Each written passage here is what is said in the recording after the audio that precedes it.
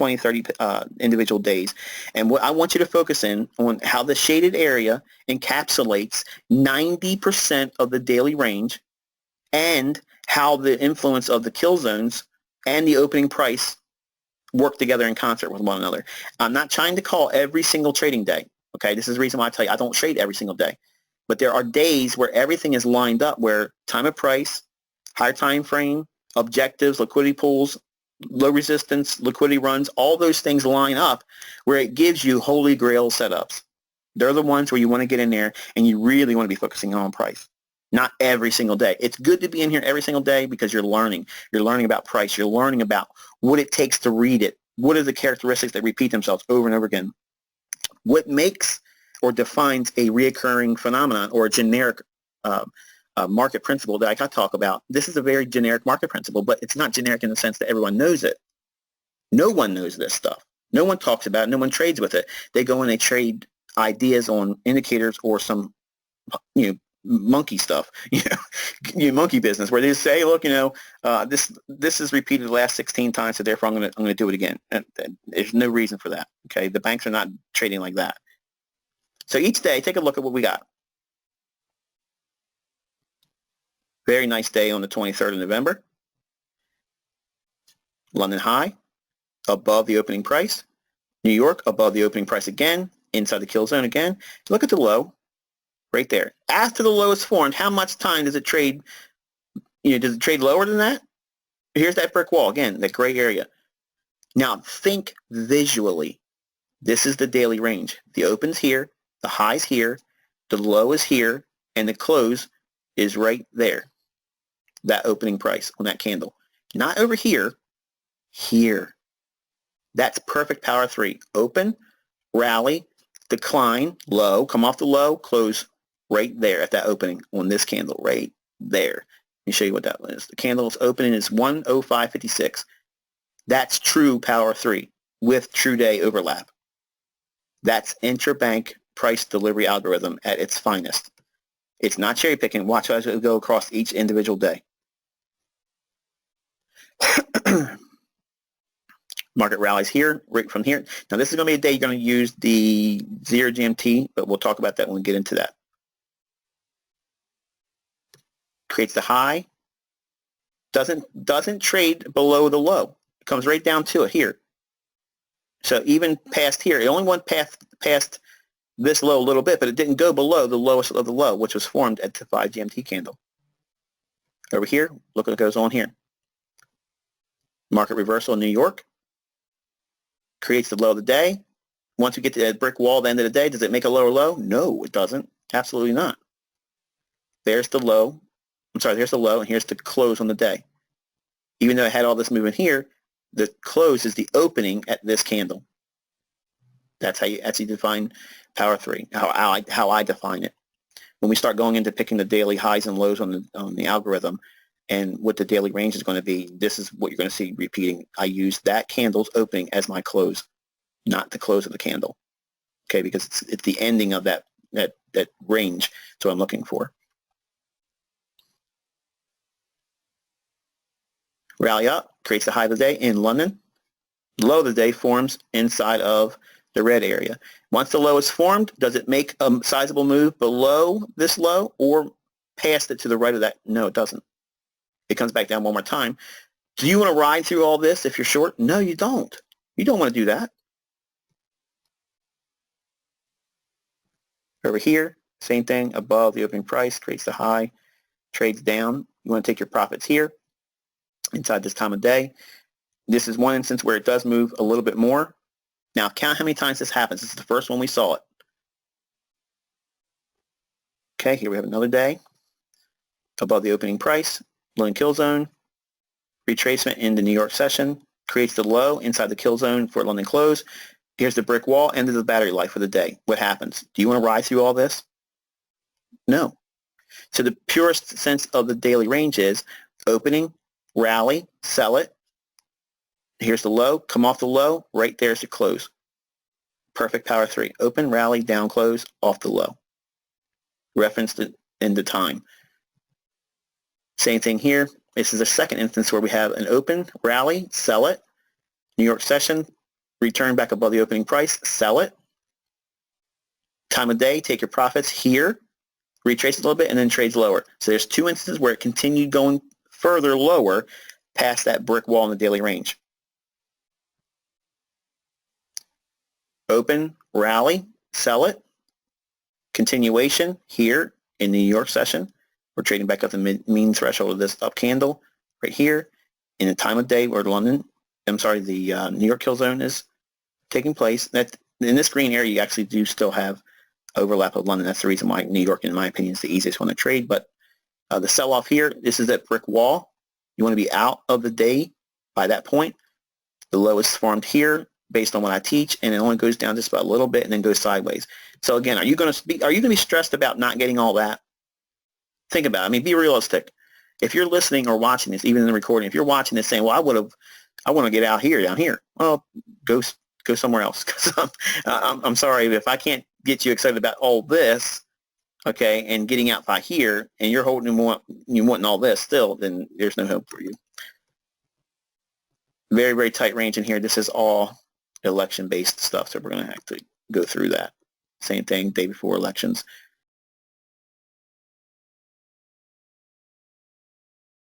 Day before elections. We're not going to worry about that as well. Previous week on that Friday. I'm not sure what that is. I got to take a look what this is. I think it's non-farm.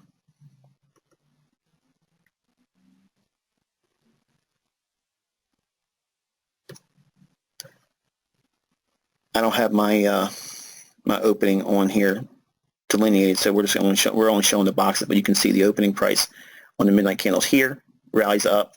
The low is formed in the London close portion of the day.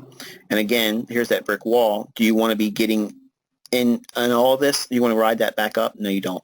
So you want to be taking profits down here, okay? Or trailing your stop loss ultra tight, like you see me doing in the live sessions.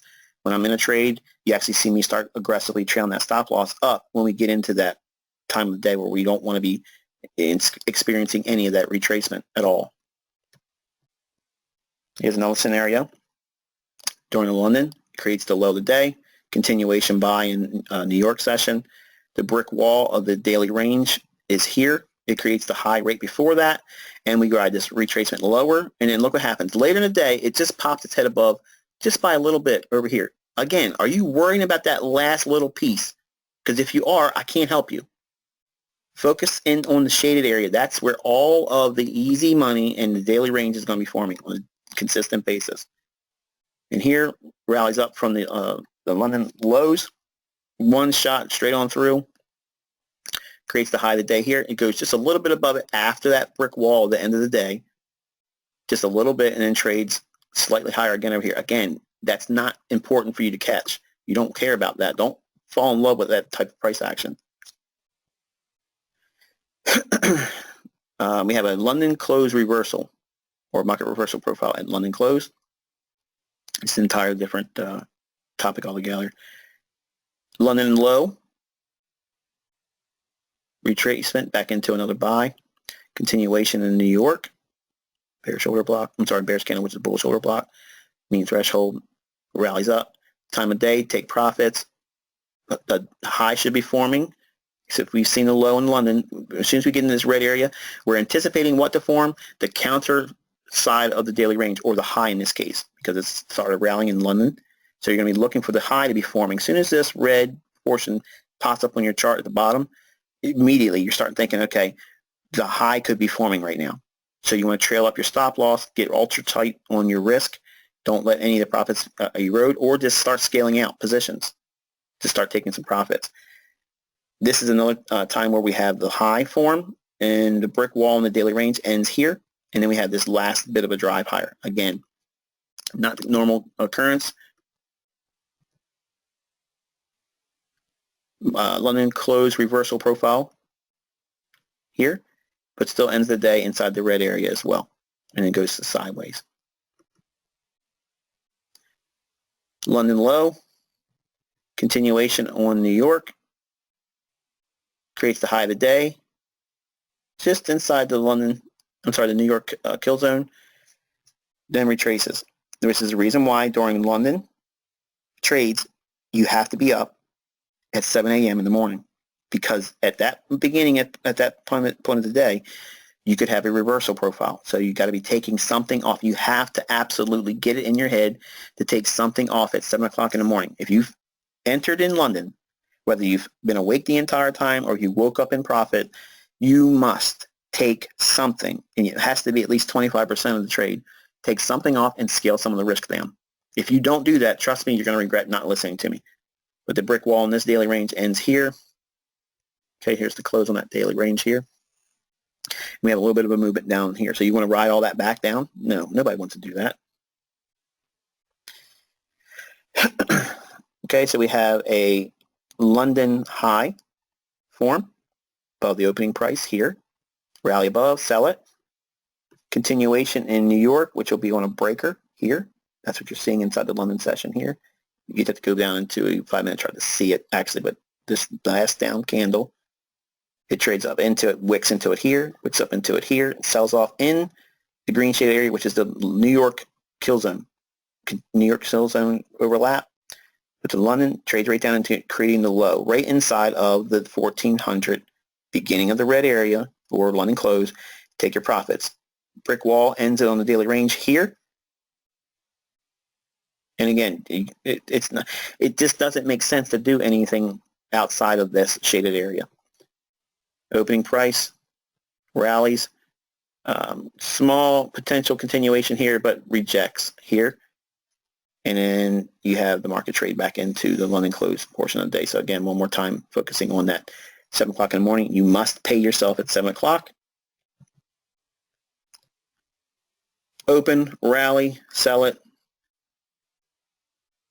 Mitigation in here, sell it off, and then creates the low of the day during the red area. End of the daily range. The low is here. It doesn't even make another lower low, but it does have some retracement in here. So again, I'm not going to say anything more. I'm just going to briefly go through a couple more slides of it. You can see the portion of the daily range that makes the majority of the moves. And we're not trying to, get at the end of my representation of it. So here we go live, as we talked about earlier.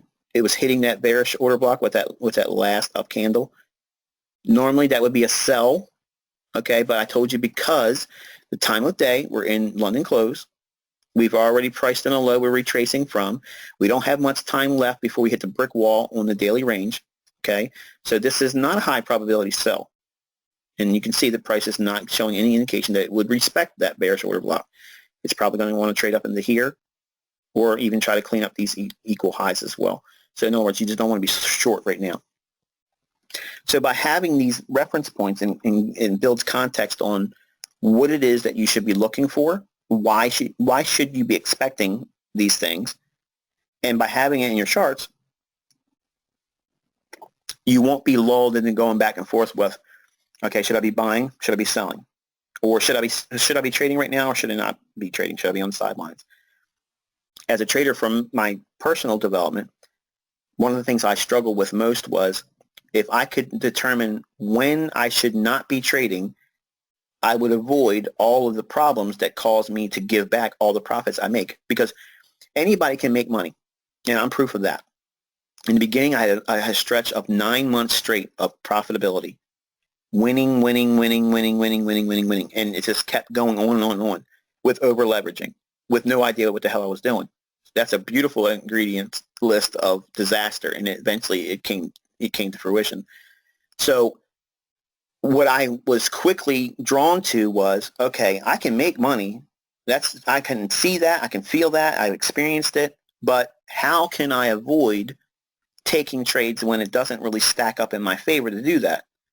That's one of the things that I try to do in my teachings, because that was one of the biggest barriers for me as a trader, because every one of us has the potential to make money. We can do that. But what's going to undo you as a trader and remove you from this career is your losses.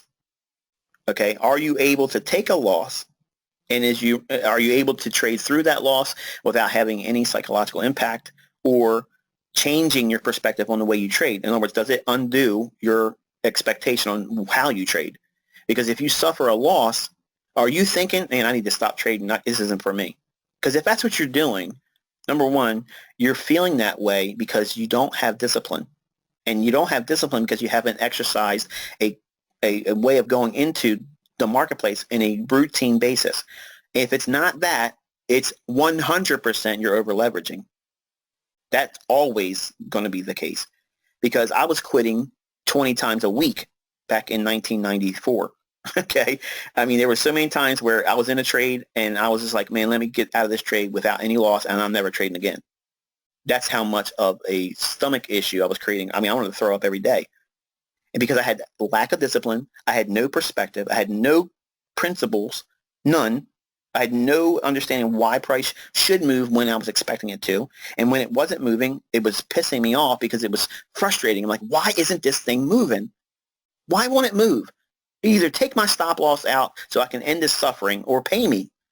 Well, there's going to be times that you are going to be stuck in that. And I focused a lot of my study in what causes those environments, because if I can avoid them like quicksand, I'm going to try my best to do that. And if I can navigate that minefield, if you will, I don't want to step on a landmine. I don't want to have my career blown up before I have the chance to really make a good living. So if I can avoid that going forward, then chances are I'm probably going to be profitable. And that's what has happened over my 24 years. I have looked at the marketplace like a landmine field. Okay, there's a prize waiting on the other side. We all have that.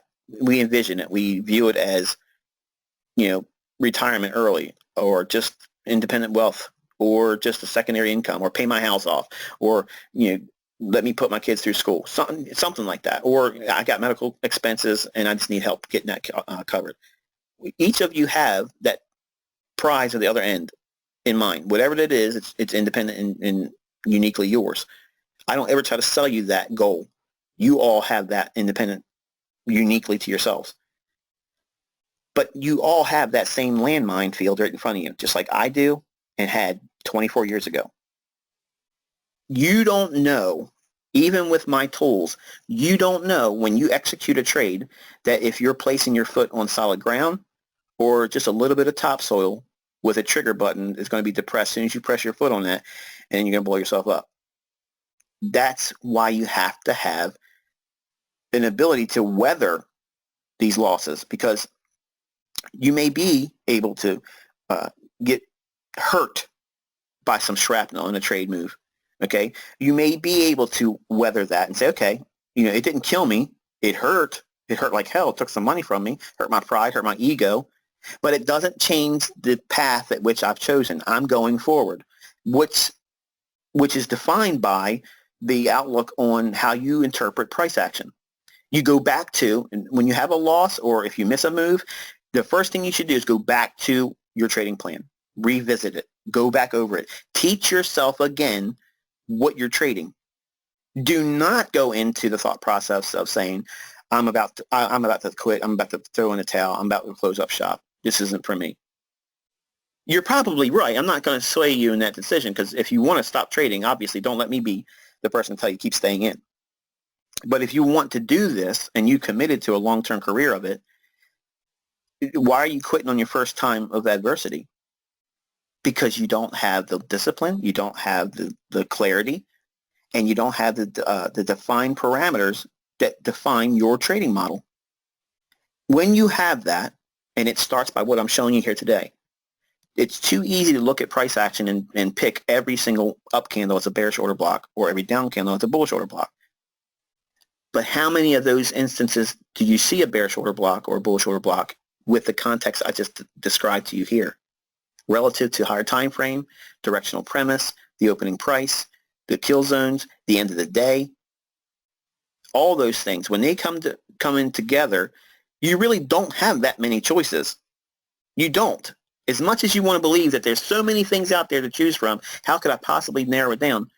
Because you haven't done the work. You haven't taught yourself to trust what I just showed you today. It doesn't give you every single up and down tick, which is what you're looking for. You're looking for that. Tell me what it's going to do in the next 5 minutes. I want to know what it's going to do every single minute. You don't know. I don't know. But I know there's a general template, if you will, on how price is going to be delivered every single day. And you only need a couple pieces of that. Okay, it's kind of like a jigsaw puzzle. You know, when I do a jigsaw puzzle, and I love jigsaw puzzles, I probably got about 140 of them now. Still, the ones that I did relatively easy, I give to my kids and they end up losing the pieces. But I love jigsaw puzzles because I like problem solving. I like looking at things analytically and breaking them down. And the more complex the puzzle, I love it. I don't care what the picture ends up becoming at the end. I just know that the first thing I do is I look for all the pieces that make the border up, all the straight line pieces. Why? Because they're defined, just like price. If you look at what I've done with price action, how I've encoded or decoded, if you will, price action, I have looked for all the border pieces. The beginning of the day starts here. The high of the day, well, it should be not much above the opening price if it's going to be a down day. And if it's going to be a lower close, how much farther is it going to go? Well, I didn't talk about it here, but that's what I use the flout for. So that gives me the border pieces for down here, what objectives I should reach for. I know that the flout will be accurate when I can see it overlapping with an area of liquidity, which is these equal lows over here. So I know that there's going to be a high probability for price to reach down in this area here. What if it does that at the same time when this red area here, which is London close, tells me, okay, this is about time when the London close is occurring. That means the daily range should be ending or being formulated as a low of the day. Then guess what? I've already framed the low of the day. So now I know that the border end on this side of the jigsaw puzzle that makes the daily range is here. This is a constant with me.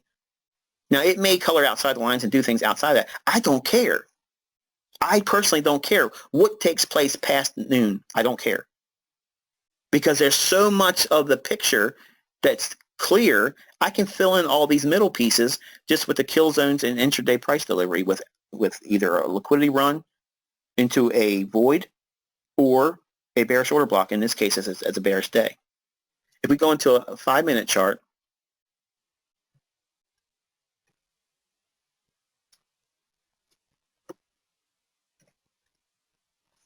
okay, here's a 5-minute chart of the euro dollar for today.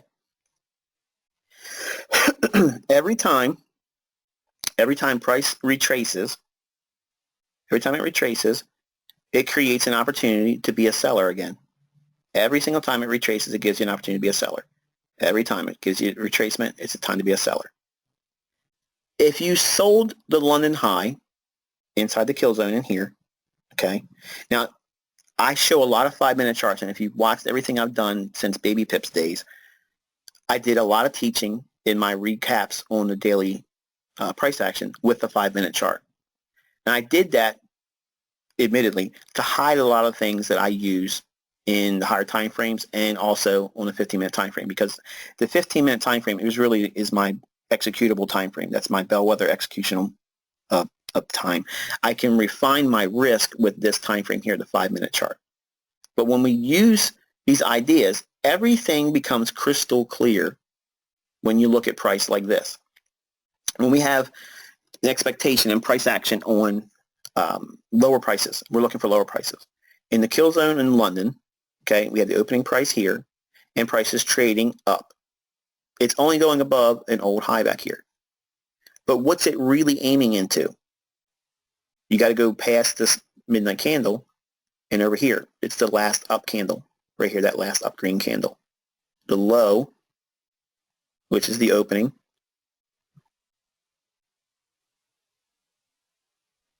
$106.67.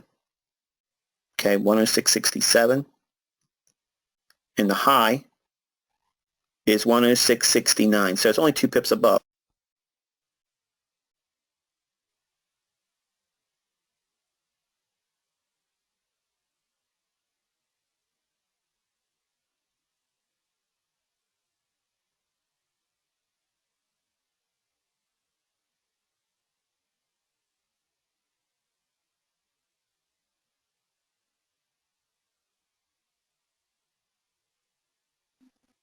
You can see that the stop run right above here.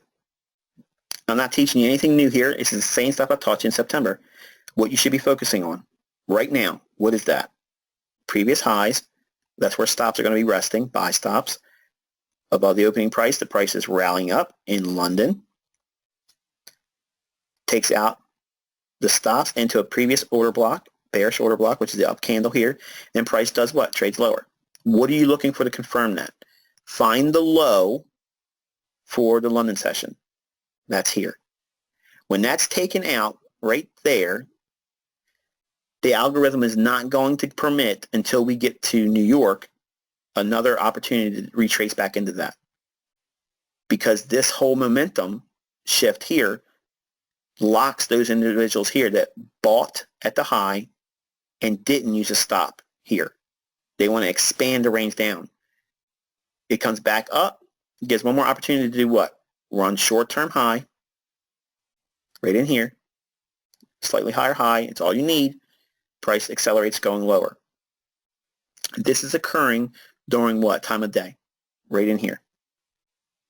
This is the London lunch, between the gap between the end of this blue bar and the green bar. Now again, it's because of the time on this thing, it doesn't let me, it doesn't paint it properly.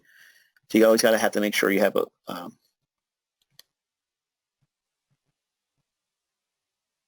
think it does it on 5 minute though. Right there. Yeah, see, it's a little, you got one more candle, which is here. Then you go into consolidation. And then you start it again. There. Right here. You get a little bit of retracement in here. Right in here, when this is retracing, this portion of this move up, what's it retracing into? It doesn't get to this bearish order block. It doesn't even get to this 5 minute breaker either. Keep on going. Boom. What's this down candle here? It's a bullish order block right before this big run up. So all these orders that are in here that are underwater on this down candle has to be mitigated right there in the New York session. So all this remaining residual buys that are in place with this down move, they're removing them here. And then once they remove them, then the price is allowed to do what? Accelerate going lower. So inside of the New York kill zone, again in here, we see another little retracement. Trades back up into what? The last up candle, bearish order block. So you can be a seller again because you still have time of the day. But then boom, we hit this what? We hit the beginning of the London close profit taking hour. So you want to be taking profits in here or trailing your stop loss ultra tight. Or otherwise you'd have to sit through all this, which is not fun. Okay, so the moral today was to, number one, introduce how to use the indicators I gave you on the November template, or on, I'm sorry, the November post on the forum, what to use them with, okay, and how to set them up on your chart, so that way you know what my year-round kill zone settings is. This is it. Nothing changes outside this. I don't deviate from it. This is the way it is. So my setups have to form inside of these respective conditions or times. If they don't, then I have to wait. And it's fine. You're going to see some moves that occur that happen just outside of these, and then you're going to see a lot of them really happen right inside of them. And that's exactly what you're supposed to be doing. You're going to have a great deal of opportunities day to day. Just because you don't see a really refined, defined setup in the euro doesn't mean that there isn't one in the cable, or that there isn't one in the Canadian dollar, or the Australian dollar, or the New Zealand dollar, or the dollar Swiss, or dollar yen. Once you understand one currency pair well, and you understand the elements of time and the time of day, once you identify all these characteristics and principles I'm outlining here, and you apply them to the majors, you don't have to spend a great deal of time going through the majors across, what, 20 minutes? It probably take you 20 minutes really to cycle through all the majors, okay? And then you'll be able to find a setup every single day. Every single trading day there's something. Just because it's not occurring cleanly and very detailed in one particular currency doesn't mean it won't be showing that in another. Let's take a look at CAD. All All right, so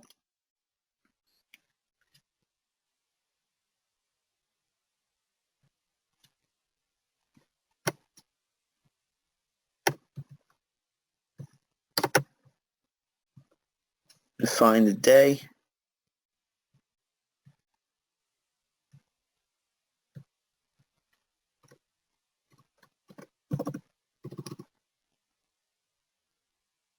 Okay, so we know the brick wall or end of the battery life is over here, hard right edge of that shaded area.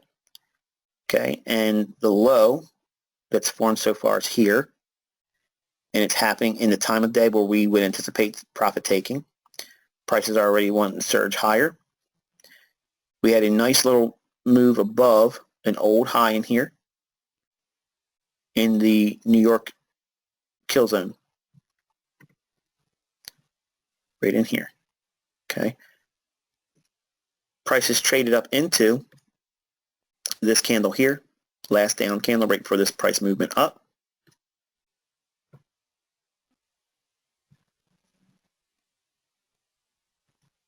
So prices mitigated this morning in New York, right there. The high is 135 big figure. The high is 135 big figure.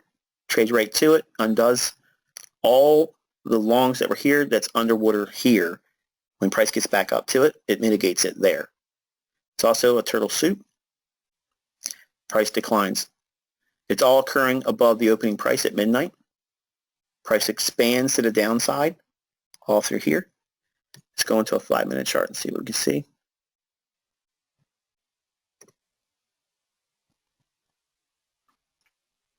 Last up candle, retraces inside the body of the candle, trades lower, pulls back, makes the low of the day inside all of this here. So my question to you would be this. This bearish order block here, when it's traded to right there, and it starts trading right to this, and this candle's trading down in what time of day? 14.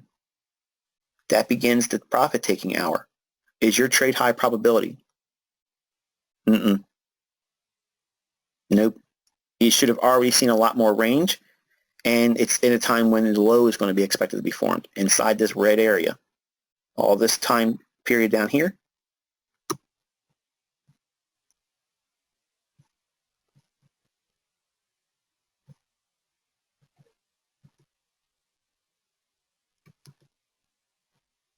You want to think of price like that, between right there. As soon as it hits that time, that's it's time for you to put the brakes on. So that's not a good time to be taking a trade. The trade would have been better taking it earlier, which is what we're seeing here. So we had consolidation, then a late day Judas, and then the price goes lower, making the low of the day here. And we're so close to the brick wall or end of the battery life on the daily range, inside this London close, chances are we're probably forming the low of the day here. So you don't want to do anything. Now, here's an interesting, cool little thing you want to practice also. When you have days like this, and you're anticipating the low is already formed on a down day, note equilibrium.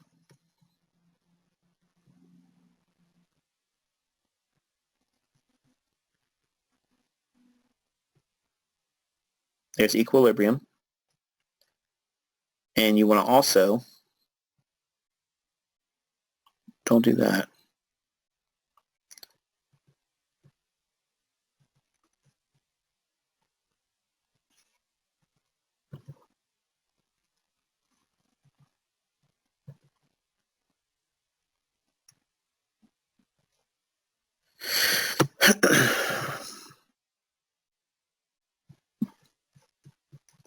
Before we get to the end of this, or at the end of this gray area, inside this area right there, that's where the close is going to be as we define it for this model.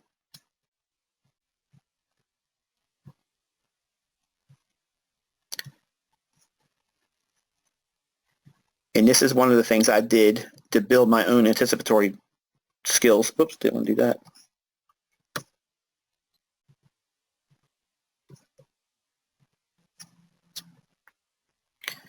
It helps me build an expectation on where price should formulate the daily candle. way it populates our charts. When we get to this edge of this gray shaded area, the close or the last candle in this shaded area, the opening should be inside this red area. That's what I'm anticipating.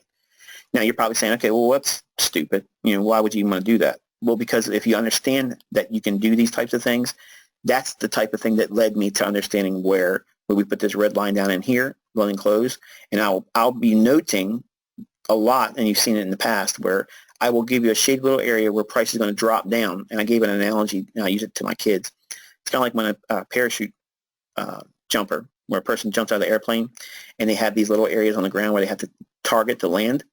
Well, that's what I do at price, but I do that sometimes in London, and I'll see the price will go right down into that little area right at the time of the day when it's supposed to happen. Now, my biggest epiphany was, if I'm able to do that just 50% of the time, there was an edge there that I needed to look into and investigate. And I started saying, okay, well, if I can see that happening, how do I know what characteristics were in place that leads me to see that happen before it occurs?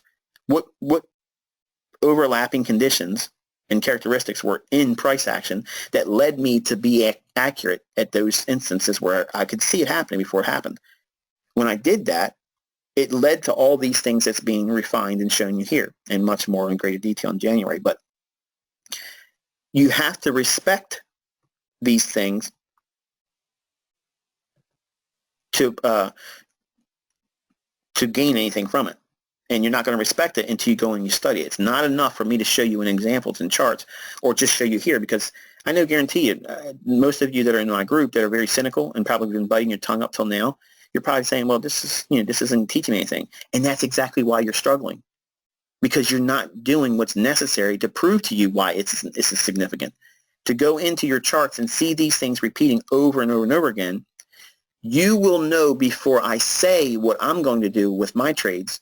And then when you see that, your understanding, your confidence level is going to go through the roof, because then you'll say, oh, now I get it. Now I see what's going on. I know why he's doing that. I know why he's expecting this price level. I know why he's calling this direction, because I can see it in my own charts. That's how you graduate throughout this mentorship. And eventually what will happen is you'll see the setups that you like trading, and they won't happen every single day. That's the beauty in it. You'll know when the characteristics are in place for you to see your setups coming. Some of you are going to require that the trades only happen when the market trades above the opening price and you're a seller. Some of you will never, ever, ever go short when there's a move that starts and never goes above the opening price. And that's fine. But others will see that as their trading model and say, you know what, I see why that's happening, because the euro pound is weak, and therefore the cable should have never rallied above the opening price. It's going to be a lower level retracement back to a bearish order block, or I'll look for a lower level turtle soup run on buy stops, and then that will be my sell. So I'm not trying to force you to take a setup and make it your model, but I'm giving you my 3 that I trade with, and I'm promising one of you, not one of you, all of you will find one of them and you'll gravitate to it, and it'll make perfect sense to you to trade that one. And then once you understand that one really well and it's profitable for you, then and only then go over and start messing around with the other ones that you haven't been drawn to.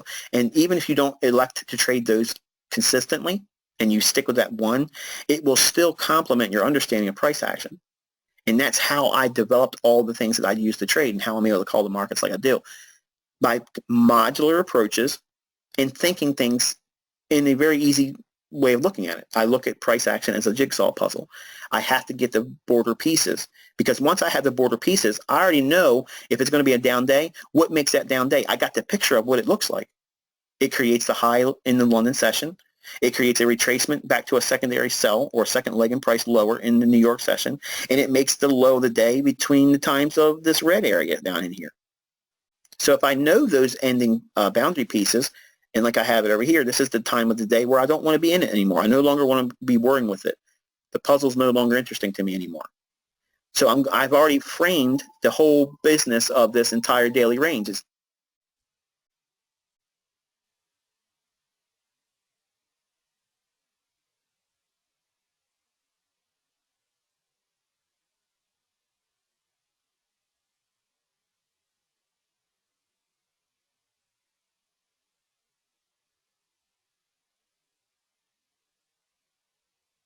necessary for you to have all the pieces in front of you at one time, because that's what you want as a new trader. That's exactly what I want as a new trader. You want to see what boundaries are most likely going to hold price at bay on the high end and on the low end. We know time is always going to be an element that refrains from seeing price do a whole lot more movement past this time of day. It's just generally, London's closed shop. That means North American trading is the only thing that's taking place. And unless there's something later on in the day, around FOMC's, basically around 2 o'clock in the afternoon, New York time, there's generally not a whole lot of reason to expect a lot more movement past the noon time, each daily range. So when you have that, it gives you context. It gives you boundaries. It gives you clarity, okay? And again, the easiest thing to do is trade inside the range. That's the easy part.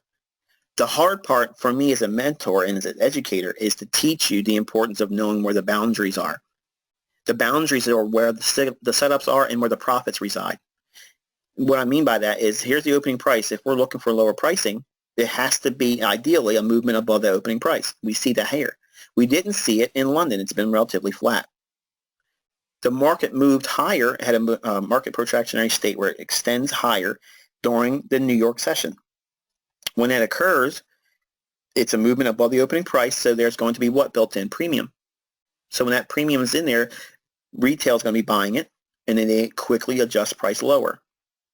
It does not give them an opportunity to get out or change their mind about, well, this is probably not a good idea to be long.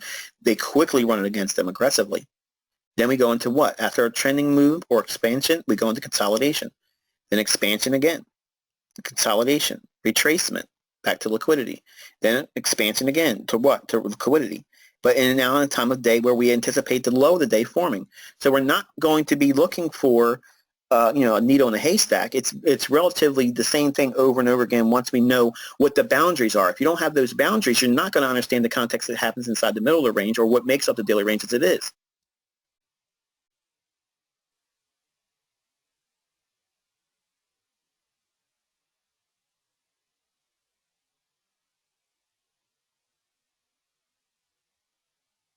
By going into your charts and doing these things on a day-by-day basis, even in hindsight, because that's how I learned. Until you can see what the reasonable expectation should be because of seeing it in the past and seeing and studying it and having case studies over and over and over again, you build the appreciation for time and how that it affects price and time of day, which is paramount in your understanding of day trading or even position or short-term or long-term trading, swing trading.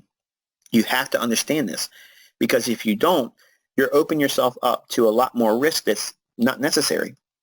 And it's much better for you as a trader to understand how you can refine the risk to its lowest form.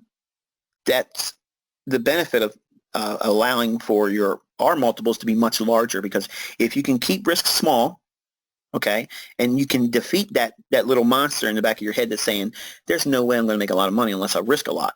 If you're listening to that, if you're talking to yourself, subconsciously saying, all right, well, once I learn a little bit more in this mentorship, I'm just going to just go crazy. I'm going to risk 10% of my account because I need it to happen. You're going to regret that, okay? Trust me. It's very easy to build your equity up with a very little bit of risk, but you have to submit to these ideas and wait for them to come to you. And that's what makes trading so hard, because it's not the signals and the setups that you think is the hardest thing. You think that's the business. The business is the buying and the selling, and that's not it. The framework at which makes you understand why the market's doing what it's doing, that's the business, okay? That's what it is that you're looking for. But you don't think that because you don't have any frame of reference. You're just going by, the only way you're going to make money is if you buy it and it goes up, or if you sell it and it goes lower, and you exit at a profitable point. That's your only perspective, because that's the only thing you understand now as a new trader, or up to this point in your trading, if you've been trading for a while.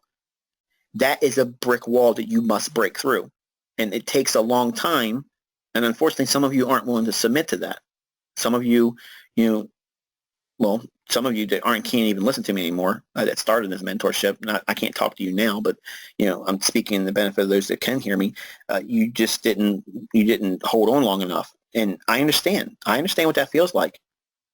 But you got to do these types of things if you're going to be a trader That's what makes this industry hard, because it's the most loneliest, single-minded thing that you're looking for a team effort on. You want backup. You want your posse to come up behind you and give your back for you. And that doesn't exist here. There's no assurity outside of your own reasoning. You have to do this on your own. And the way I have overcome it in my own part, and I'm very, well, to the degree of arrogance, I'm very confident in my approach of understanding price action, because I'm committed. I've committed that this is exactly what goes on. I've been sold on the idea. I've seen it so many times. It's been happening in my charts day to day. I've been on the other side, so I know how it operates from that end.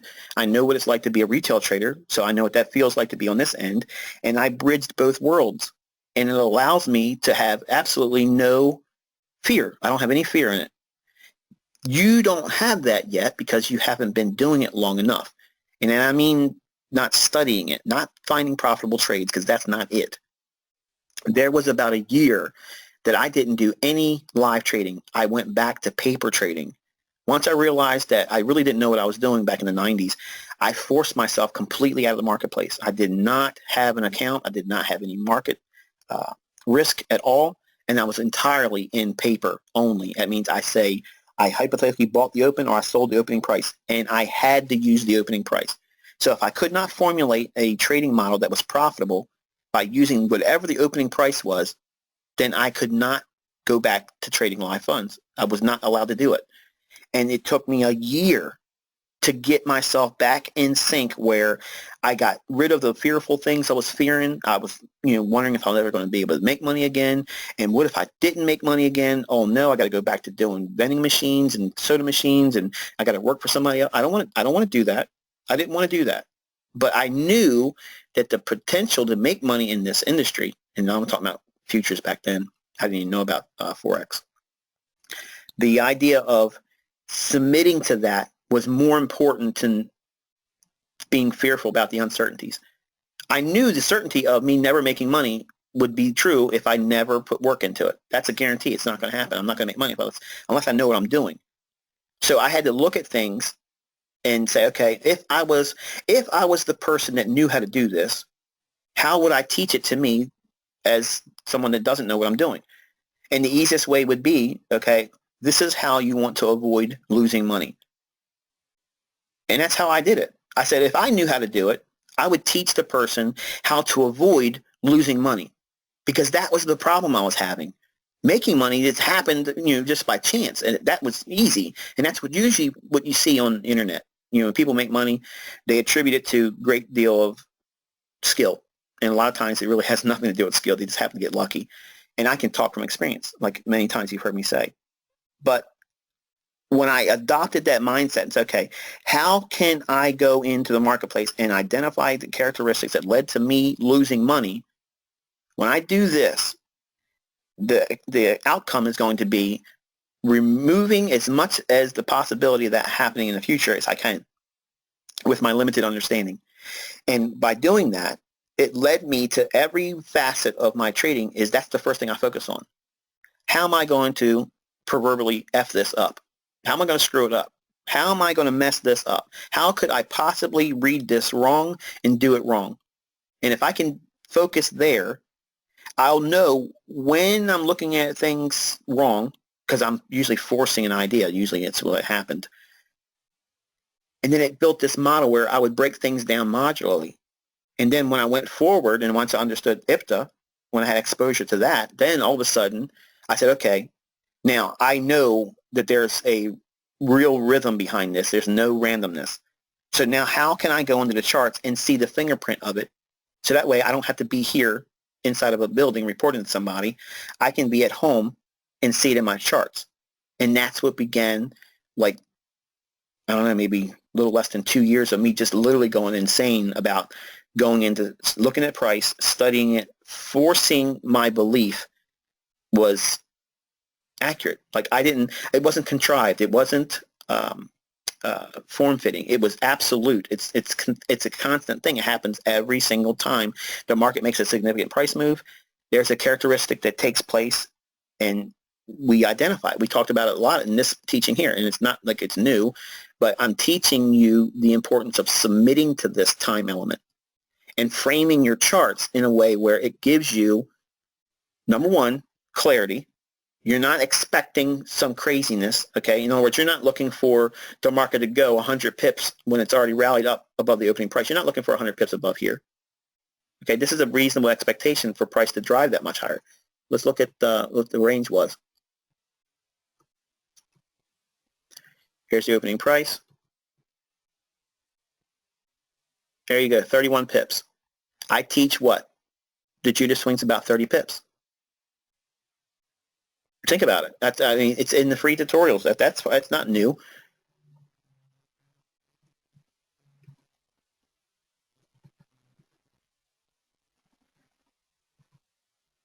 There's 30 pips up, 30 pips expansion, second leg down. Expect this much of a daily range low.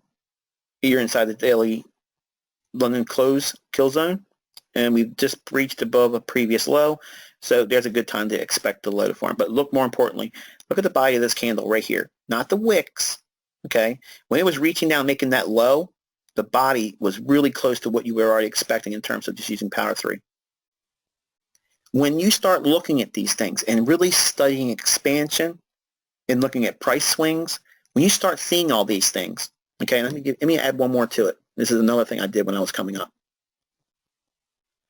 All right, so we have these lows down here. We'll come back to that in a minute, but this is the price swing fulcrum point. In other words, where it starts going up. I'm going to add that to here. So we have a price leg right there. Okay, so that's a reasonable expectation for a measured move. We also have, I'm resisting the temptation to go in and changing my fibs live. It just takes too much time. Okay, so we have that price swing here up. And you measure that from these lows here, projected down. And again, it's real close in the same proximity as what we just showed before. So we see this as a projected low.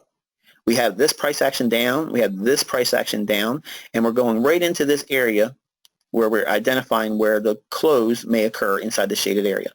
So basically what I'm doing is I'm doing a skill set test right in front of you live. Well, maybe not live for those that have to watch the recording later on, but you'll see if I'm right or wrong.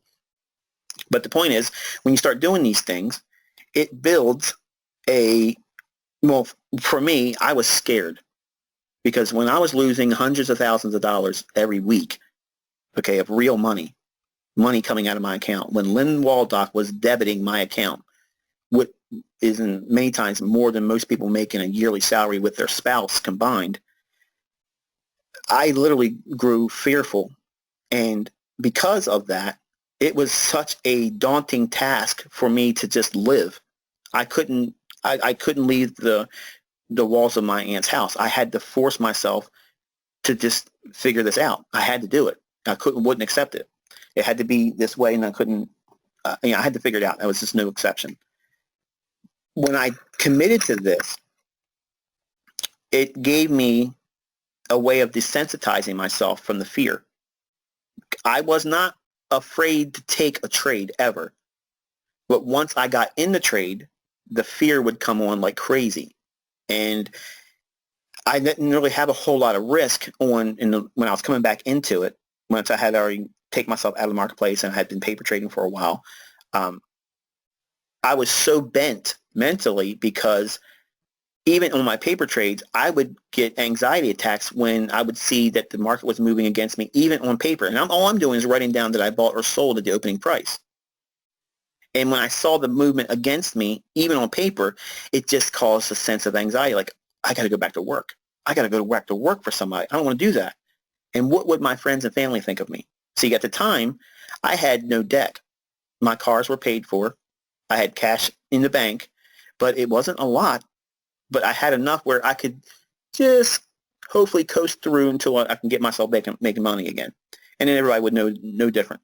So I had this unrealistic expectation that I had to be inhuman. There's no way that I had the ability to be able to show myself as losing money. I wasn't permitting anybody to know that.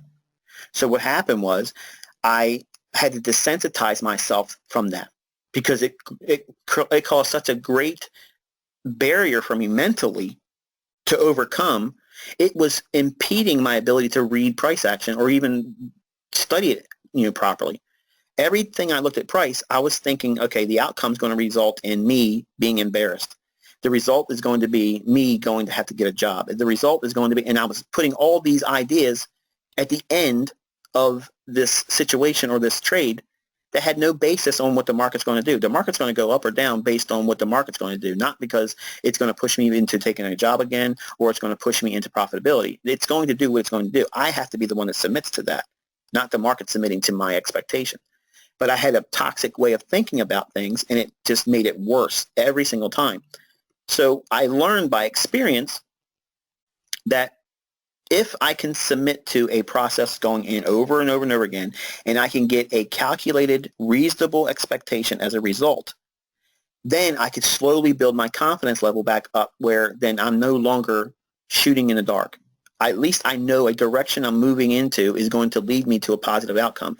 It may not be, independent wealth again. It may be just where I can just replace my job income. It could be just where I have a little bit of money and I can work a part-time job and then eventually move into, full-time trading. I had to break things down modularly like that. And I'm not immune to these things. Like I said, I went through all this stuff. I was the epitome. I was the definition of average Joe. And it's in my middle name, Michael Joe. That's me. I lived it. I know what it's like to go through these things. So the way I beat it and came through on the other side was by breaking things down in puzzle form. I had pieces that I knew that I see in price, but how they fit together, I was trying to fill in the middle part. I was always trying to figure out where the buys and the sells were. And that's what you're messing up on too. And I'm telling you, you don't want to believe me. You believe everything up to when I say that. If I tell you anything about the market, you'll believe everything, hook, line, and sinker. But you don't believe me when I tell you you don't need the buys and the sell signals. You don't need that because your mind says that's the way you make money. And I'm telling you that's what I was screwing up on too back in the 90s. When I realized I didn't know how to trade back then, once I submitted to the idea that it's everything else, it's the border pieces, that's what makes it easy.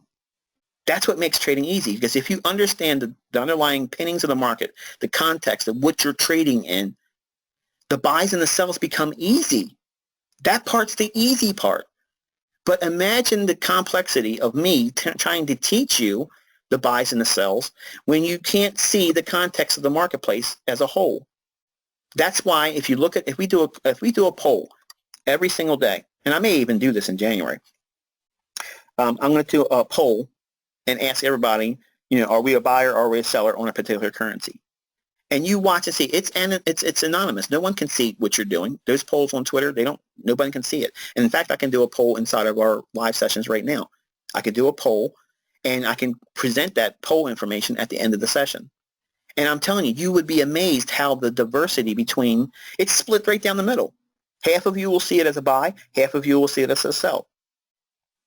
Because the ones that will be approaching it with the buy and sell only and not framing it with the context of the border pieces, if you will, the bigger picture, the higher time frame delivery of price, those individuals are going to see it clear. And they're the ones that's going to do well in this mentorship. The ones that are dropping off, the ones that are quitting, the ones that are second guessing, or even saying they're wanting to stop trading altogether, is because you're focusing too much on the middle. You're looking for the buys and the sells, and that's not where this is. The answers are not there. The answers are on the extreme boundaries. Like